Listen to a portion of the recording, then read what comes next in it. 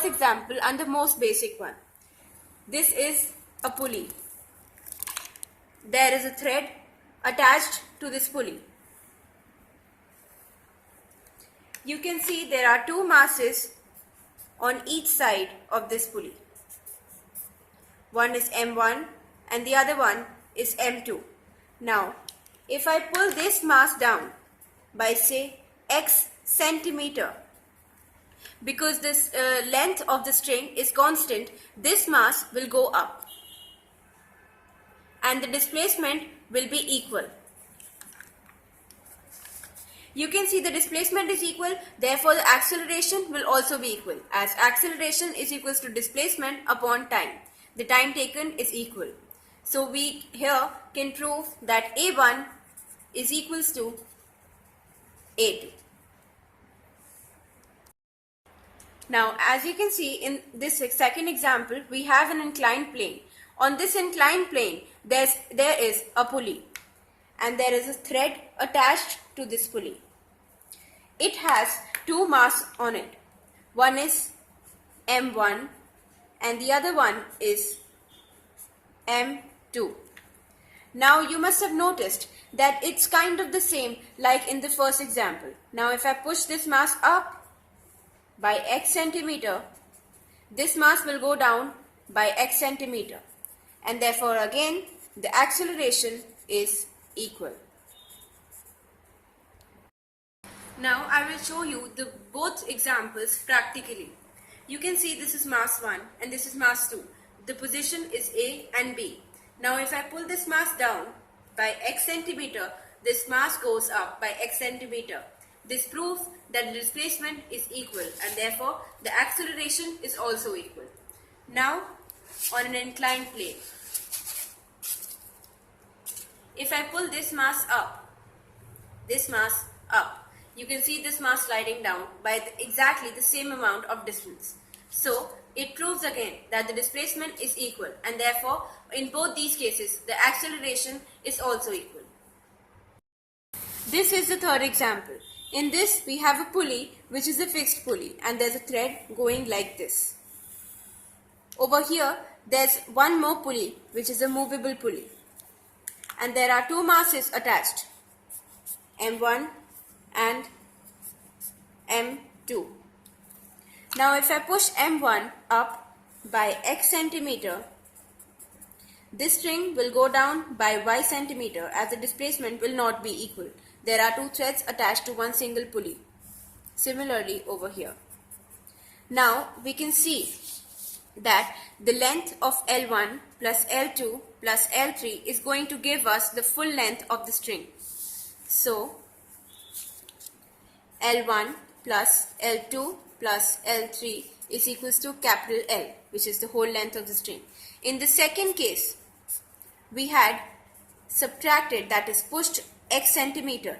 So it's going to be L1 minus X plus L2 plus Y plus L3 plus Y is equals to capital L. Now, from this equation, we can make out that L1 plus L2 plus L3 is equals to L1 minus X plus L2 plus Y plus L3 plus Y. L1, L2 and L3 gets cancelled out. We get 2y minus x is equals to 0, which gives us that the displacement of mass M1 is 2 times the displacement of mass M2.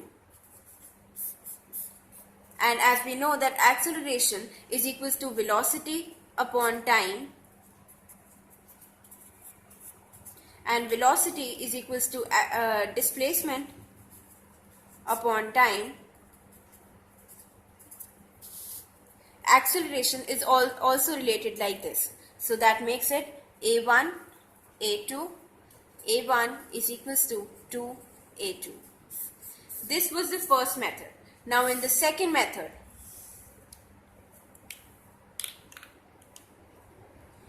we know that the product of the tension on this string and the acceleration on this string is a constant. So T into A1 is equals to constant. And similarly, in this pulley, the tension of this string and this string is equal. So 2T into A2 is equals to constant. And from these two equations we can get 2Ta2 is equals to 2Ta1. T and T get cancelled, so we get A1 is equals to 2A2.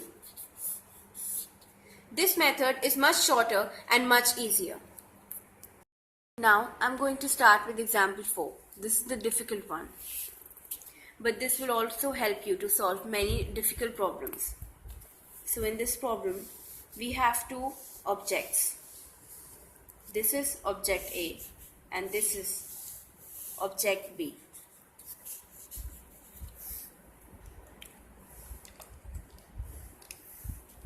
A string is attached to object B. And there's a pulley over here.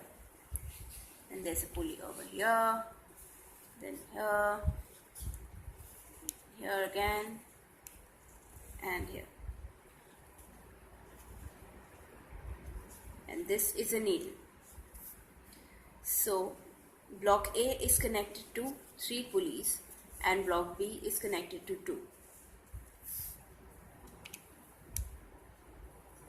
So now you can see when we move the block B with, say, acceleration A1, A block also moves with acceleration A2.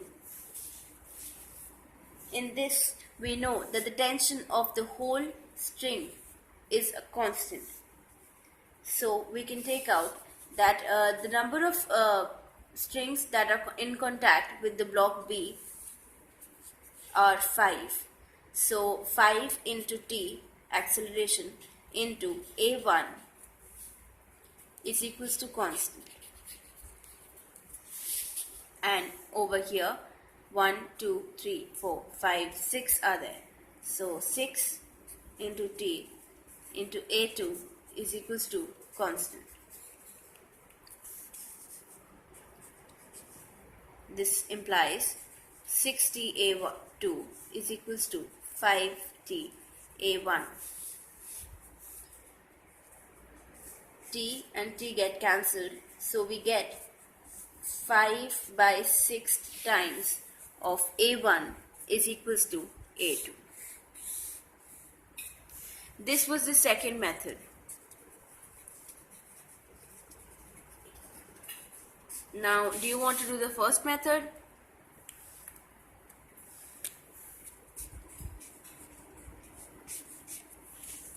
L1 plus X plus, oh my god, this is too much. I'm not going to do it. It's too long.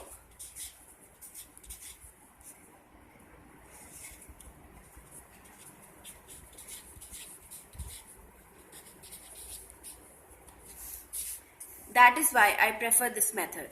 I can use this method in any problem with any number of pulleys. So it's going to help me a lot.